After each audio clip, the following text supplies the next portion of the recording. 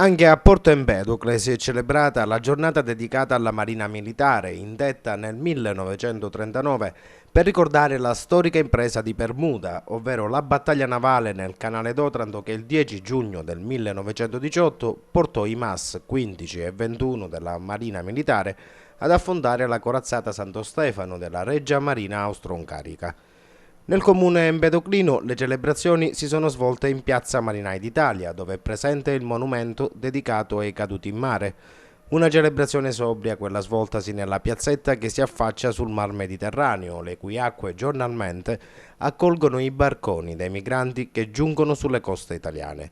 Proprio stamattina, quasi in contemporanea con le celebrazioni, sono giunti a bordo del pattugliatore d'altura della Guardia Costiera CP-905 per l'uso 384 migranti soccorsi nel Canale di Sicilia. Dall'inizio dell'anno, compresi gli arrivi di oggi, sono in tutto 3.609 i migranti sbarcati a Porto Empedocle.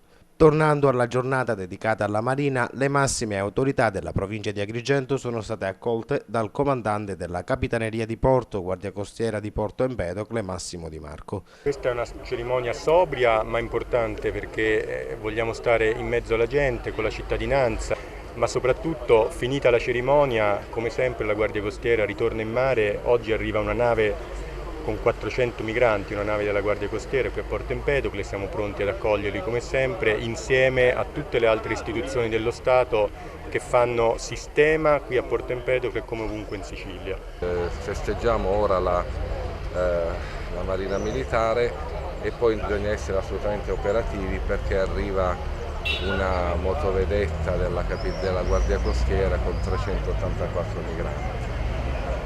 Non ci fermiamo, cerchiamo veramente di ribadisco, gestire al meglio nel miglior modo possibile, ma questo con uno spirito di collaborazione che è essenziale. Presente alla manifestazione anche il neocommissario straordinario del comune di Porto Empedocle, Antonina Bonsignore, che si è soffermata sul duro lavoro che gli uomini della Capitaneria svolgono nel soccorso dei migranti. So quante cose belle ha fatto la Marina Militare. E so perfettamente che tiene alta la bandiera italiana, la Marina Militare.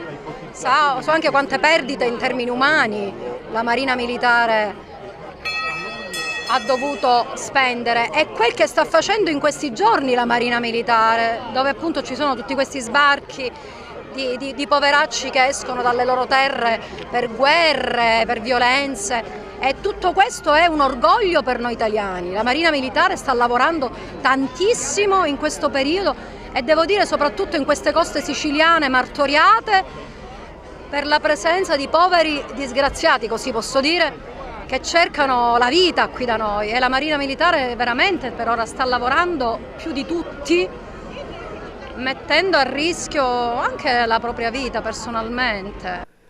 Schierato il picchetto formato dai militari in servizio nel presidio empedoclino, in riga anche i marinai in congedo della locale sezione ANMI e le immancabili croce rossine.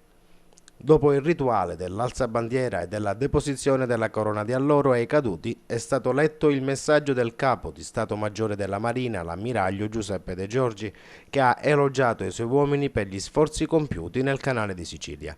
Naturalmente in questo giorno celebrativo il primo ufficiale della Marina italiana ha rivolto un pensiero anche ai due marò, Massimiliano Latorre e Salvatore Girone. In Piazza Marinai d'Italia si è poi proceduto alla consegna delle onorificenze e ricompense ai militari del corpo che si sono particolarmente distinti nelle attività di servizio.